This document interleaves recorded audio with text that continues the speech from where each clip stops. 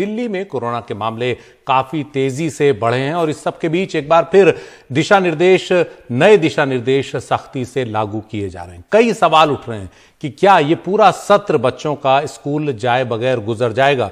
इस पर हमारे मैनेजिंग एडिटर मनोरंजन भारती ने अब से कुछ देर पहले दिल्ली के उप मुख्यमंत्री मनीष सिसोदिया से खास बात की। मनीष क्या कह रहे हैं, आइए सुनते हैं। नमस्कार, एनडीटीवी इंडिया पे आपका स्वागत है और आज हम बात करेंगे दिल्ली के उप मुख्यमंत्री मनीष सिसोदिया से। सर, एनडीटीवी इंडिया से बात करने के लिए आपने वक्त निकाला, इसके लिए आपका बहुत बहुत शुक्रिया। मेरा सबसे पहला सवाल जो है, जो प्रधानमंत्री के साथ आज जो बैठक हुई है चीफ मिनिस्टर की और आप लोगों की, उसमें क्या निकला? देखिए, मुख्यमंत्री जी ने प्रधानमंत्री जी के सामने यही रखा कि जो कोविड की बीमारी है ये पूरे देश की समस्या है और इससे एक टीम के रूप में ही हमको लड़ना होगा। तो पहले तो उन्होंने एक जो सेंटर से सहयोग की बात रखी कि 1000 बेड्स अगर आईसीयू के और मिल जाएंगे तो दिल्ली के लिए और आसानी होगी, और उन्होंने प्रस्ताव भी रखा कि एम्स, सफदरजंग और आरएमएल में अगर हम 1000 बेड्स ऐड कर सकें, आईसीयू के बेड्स ऐड कर सकें, तो इससे दिल्ली में जो आईसीयू बेड्स का प्रेशर है वो और कम हो जाएगा। हालांकि अब पिछले दिनों में सरकार के कुछ फैसले हुए हैं और सरकार ने बढ़ाए हैं लगातार बेड्स, इसकी वजह से अब बहुत बड़ा क्राइसिस नहीं रहा है। पर फिर भी जहां तक कोविड बेड का सवाल है, हमारे पास 8,500 बेड्स खाली हैं जो कोविड स्पेसिफिक बेड्स हैं, लेकिन आईसीयू कोविड बेड्स के लिए हमें जरूरत है दिल्ली में, इसलिए मुख्यमंत्री जी ने कहा। दूसरा, मुख्यमंत्री जी ने यह भी कहा कि कोविड का अभी जो ये वाला वेव है इसमें पॉल्यूशन, पराली का पॉल्यूशन एक बहुत बड़ा कारक रहा है जिसकी वजह से काफी नुकसान हुआ है। तो पराली का सॉल्यूशन ढूंढ लिया गया है, पराली की समस्या का। पूसा इंस्टीट्यूट की रिसर्च को दिल्ली सरकार ने दिल्ली में अमल में लाने का काम किया है और अब प्रधानमंत्री जी को दिल्ली के मुख्यमंत्री, हरियाणा के मुख्यमंत्री, पंजाब के मुख्यमंत्री को मिलके एक टीम के रूप में, पॉलिटिकल डाइवर्जन से ऊपर उठ के एक टीम के रूप में अब इस पराली की समस्या को हमेशा के लिए खत्म करना चाहिए। ये दो बातें मुख्यमंत्री जी ने मूल रूप से प्रधानमंत्री जी की मीटिंग में रखी। लेकिन पराली तो आप अकेले कुछ नहीं कर सकेंगे जब तक हरियाणा और पंजाब के मुख्यमंत्री से आपकी कोई मुलाकात, बातचीत नहीं होगी तब तक। इसीलिए मुख्यमंत्री दिल्ली की तरफ से मुख्यमंत्री अरविंद केजरीवाल जी ने प्रधानमंत्री जी से रिक्वेस्ट किया था कि आप लीड करिए और तीनों राज्यों के मुख्यमंत्री और प्रधानमंत्री जी, क्योंकि ये केवल एक राज्य का समस्या नहीं है, ये पूरे उत्तर भारत को अपनी चपेट में लेती है पराली की समस्या। तो इसको एक टीम के रूप में अगर हम समाधान खोजना चाहेंगे तो अब इसका समाधान संभव है और पूसा इंस्टीट्यूट दिल्ली के वैज्ञानिकों ने इसकी खोज कर ली है कि इसको कैसे करना है। दिल्ली में हमने उसको इंप्लीमेंट करके दिखा दिया है कि कैसे इससे किसान इस पराली का फायदा उठा सकता है जो अभी तक नुकसान पहुंचा रही है। और इस बार कोरोना में इसने बहुत ज्यादा नुकसान पहुंचाया है लोगों को। नॉर्थ इंडिया में पराली की वजह से कोरोना का जो कहर है वो और बढ़ा है। तो इसमें हमें एक टीम के रूप में सामने आना होगा, तभी काम होगा। यही बात, इसीलिए आज वो प्रधानमंत्री जी के लेवल पे ये बात मुख्यमंत्री जी ने रखी। मनीष जी, दिल्ली की क्या स्थिति है यदि कोरोना के लिहाज से बात करें? दिल्ली जैसे छोटे राज्यों से इतने बड़े आंकड़े आने से एक समय थोड़ा डर सा भी लगता है। क्या स्थिति है, क्या आकलन है आपकी सरकार का? देखिए, दिल्ली में निश्चित रूप से आंकड़े बढ़े हैं। दिल्ली में इस वक्त अगर आप देखें तो कोरोना के केसेस बढ़े हैं, डेथ्स भी बढ़ी हैं, लेकिन इसी को आप इस रूप में देखें कि बाकी राज्यों में, कई शहरों में दिल्ली से डेथ रेट ज्यादा है। कोरोना बढ़ रहा है, इसमें कोई मना नहीं कर सकता, पूरे देश में बढ़ रहा है, लेकिन दिल्ली में डेथ रेट बहुत कंट्रोल में किया हुआ है बेटर मैनेजमेंट से। शानदार हॉस्पिटल मैनेजमेंट, शानदार मेडिकल मैनेजमेंट की वजह से डेथ रेट बहुत कंट्रोल में है। अन्य राज्यों के मुकाबले आज अहमदाबाद में जो डेथ रेट है वो 4.6 है, 4.2 है। दिल्ली में डेथ रेट अगर आप देखेंगे तो 1.5, 1.58 के आसपास है। तो जितने लोग बीमार हो रहे हैं, असली मकसद सरकार का यह है कि उनमें से मैक्सिमम लोगों को बचाया जाए।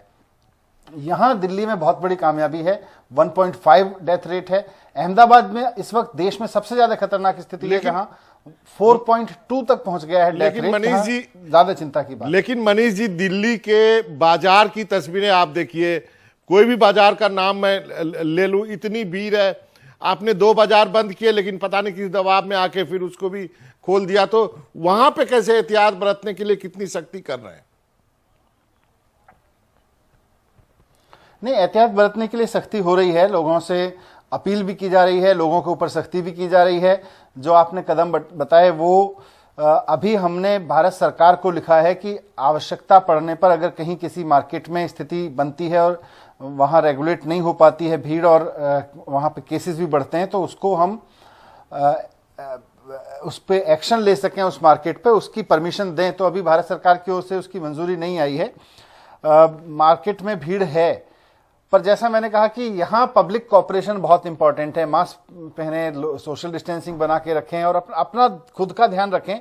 सरकार की ओर से जहां तक सवाल है, सरकार की ओर से इन मामलों में सख्ती की जा सकती है। दूसरा, साथ साथ में बेटर हॉस्पिटल मैनेजमेंट, उसका मैं आपको भरोसा दिलाना चाहता हूं, एक दिल्ली वाले को भरोसा दिलाना चाहता हूं कि सरकार के पास में इस वक्त भी 8,500 कोविड बेड खाली हैं दिल्ली में। इस वक्त भी करीब 750-800 के करीब में आईसीयू बेड्स खाली हैं, जो कि बाकी कहीं मारामारी मच जाती है आईसीयू बेड्स के लिए।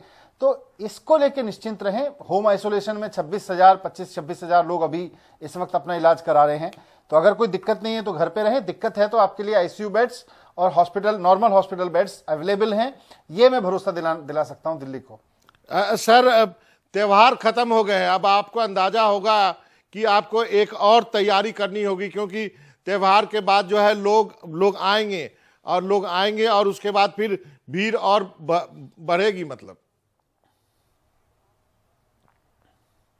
हम यही उम्मीद कर रहे थे कि त्योहार के दौरान काफी भीड़ रहेगी और जो देखने को भी रहा, पर अगर यही भीड़ लगातार किसी मार्केट में रहती है या किसी इलाके में रहती है तो वहां और सख्ती की जाएगी। लेकिन त्योहार पे भीड़ हम पीक अपेक्षा कर रहे थे और उसमें हमने देखा भी कई मार्केट्स में, लेकिन अब वहां भी अभी हमारे civil defence volunteers, administration, police की सख्ती है और उससे नियंत्रण हो रहा है भीड़ पे। एक आध चीज जो है आपको याद दिलाना चाहूंगा, टेस्टिंग की क्या स्थिति है? कभी ज्यादा टेस्टिंग कर लेते हैं, कभी कम कर लेते हैं। 4 दिन में 100 मौतें, सुप्रीम कोर्ट ने भी एक टिप्पणी करी। इन सब चीजों पे क्या कहना चाहेंगे? देखिए, माननीय सुप्रीम कोर्ट ने जो कहा है वो देश के कई राज्यों में कोरोना की स्थिति पे उनकी टिप्पणी है और उसको हम सबको संज्ञान में लेना चाहिए। उन्होंने गुजरात के बारे में भी बोला है, उन्होंने दिल्ली के बारे में भी बोला है, उन्होंने कई और राज्यों के बारे में वहां से रिपोर्ट मांगी है। दिल्ली की तरफ से हम जवाब भी देंगे, उनको बताएंगे भी कि दिल्ली का हॉस्पिटल मैनेजमेंट बहुत शानदार है। दिल्ली में टेस्टिंग अभी नेशनल एवरेज से 3.5-4 गुना ज्यादा चल रही है। दिल्ली में कभी भी टेस्टिंग में कमी नहीं आई। दिल्ली बल्कि लगातार जब से कोरोना हुआ है तब से दिल्ली में अगर आप आंकड़े उठा के देखेंगे तो पूरे देश के एवरेज से ज्यादा टेस्ट दिल्ली में हुए हैं। और आज भी दिल्ली में ही कोई राज्य, पूरे राज्य में कहीं 60 हजार टेस्ट नहीं हो रहे हैं। दिल्ली ऑलमोस्ट 60,000 टेस्ट से ज्यादा रोजाना कर रही है। 2-3 सवाल है सर। कभी कभी लगता है कि केंद्र सरकार बड़ी प्रोएक्टिव हो जाती है, ऐसा लगता है कि सब कुछ केंद्र सरकार कर रही है, दिल्ली सरकार पिछड़ रही है। क्या स्थिति आप दोनों के बीच में कोऑर्डिनेशन को लेकर के? नहीं, केंद्र सरकार को एक्टिव होना भी चाहिए। ये कोई किसी एक राज्य या एक शहर का मसला नहीं है, पूरे देश का मसला है। और दुनिया में सारे राज्य, सारे सरकारें बहुत प्रोएक्टिव होकर कोरोना से लड़ रही हैं। तो हमारे देश की सरकार को भी, केंद्र सरकार को एक्टिव होना चाहिए। अपेक्षा भी है और होते भी हैं वो। और राज्यों के साथ मिलकर, जैसा मैं कह रहा हूं बार बार, कि टीम के रूप में काम करेंगे तभी लड़ सकते हैं, कोरोना से लड़ सकते हैं। आपस में लड़ने से कोरोना से नहीं लड़ा जा सकता है। हमारी तरफ से हमने हमेशा केंद्र सरकार को पूरा कोऑपरेशन किया है। हमने भी जब मांग की है तो उनसे सहयोग मिला है। हमने अभी 750 बेड का पिछली बैठक में मुख्यमंत्री जी ने गृह मंत्री जी से मांगे थे। अभी 200 बेड उनमें से मिल चुके हैं। उन्होंने 750 बेड देने का कमिट किया था। हमें उम्मीद है जल्दी 750 भी मिल जाएंगे बेड। और हम भी सहयोग कर रहे हैं, सेंट्रल गवर्नमेंट भी सहयोग कर रही है। सारे लोग मिलके अगर हम लड़ेंगे तो कोरोना से लड़ पाएंगे, तो कोरोना को कंट्रोल कर पाएंगे। कोई अकेले राज्य कहे कि नहीं अब हमें केंद्र की जरूरत नहीं है, केंद्र बोले नहीं राज्य हट जाओ हम कर लेंगे, ऐसे होगा भी नहीं और करना भी नहीं चाहिए। मनीष जी, अब सबसे महत्वपूर्ण सवाल यह है, वैक्सीन की बात हो रही है। वैक्सीन बांटने की क्या रणनीति होगी? आप बांटेंगे, केंद्र सरकार बांटेगा? कोई आपने बनाया? मैंने आज देखा महाराष्ट्र सरकार ने कहा कि उन्होंने एक टास्क फोर्स बना दिया है। दिल्ली सरकार की क्या रणनीति है, क्या तैयारी है? वैक्सीन की जो भी तैयारी है सेंट्रल गवर्नमेंट इसको पूरी तरह से मॉनिटर कर रही है और सेंट्रल गवर्नमेंट के दिशा निर्देश के अनुसार, क्योंकि वैक्सीन किसी राज्य के पास इंडिपेंडेंट तो अभी आएगी नहीं, केंद्र सरकार से ही सबको वैक्सीन की उपलब्धता होगी और जो भी केंद्र सरकार के उसके बांटने के, उसको हेल्थ वर्कर को प्रायोरिटी देने के या जो भी उसके दिशा निर्देश होंगे वही उनका पालन होगा। सभी राज्य उसी के अनुसार बांटेंगे वैक्सीन तो। और सब राज्यों के, देखिए केंद्र के पास तो उतनी मशीनरी नहीं होती है, राज्यों की मशीनरी ही आगे बढ़ के उसको बांटेगी, वैक्सीन पहुंचाएगी लोगों तक। एक अंतिम का सवाल है सर, आप डिप्टी सीएम हैं, आप शिक्षा मंत्री हैं, नवंबर खत्म होने वाला है, 3 महीने में बच्चों के बोर्ड हैं, कैसे पेपर होगा, क्या होगा, ये कुछ हमारे उन बच्चों के लिए बताइए जो तैयारी कर रहे हैं। जो बच्चे तैयारी कर रहे हैं, जो बच्चे स्कूलों में हैं, हमने उनके लिए ऑनलाइन क्लासेस तो सभी के लिए चलाई हैं, लेकिन ऑनलाइन क्लास के अलावा दिल्ली में विशेष रूप से सेमी ऑनलाइन क्लासेस भी चलाई गई जहां पेरेंट्स जाके वर्कशीट लेके आ जाते हैं। पर स्कूल खुलने की परिस्थिति तो मुझे अभी नहीं लग रही है। अभी सरकार की कोई योजना नहीं है, क्योंकि जब तक वैक्सीन नहीं आ जाती तब तक स्कूल खोलने का मतलब है हम अपने बहुत सारे बच्चों को अचानक कोरोना की तरफ धकेलेंगे।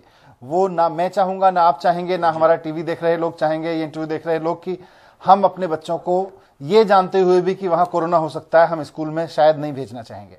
जी हाँ, हम भी उम्मीद करेंगे कि जो दर्शक देख रहे हैं मास्क पहने, सोशल डिस्टेंसिंग का पालन करें और सरकार ने जो कानून और नियम बनाए हैं उसका जरूर ख्याल रखें, वरना मास्क पर अब मुंह दिखाई का 2000 का अब जो है जुर्माना तो भरना ही पड़ेगा।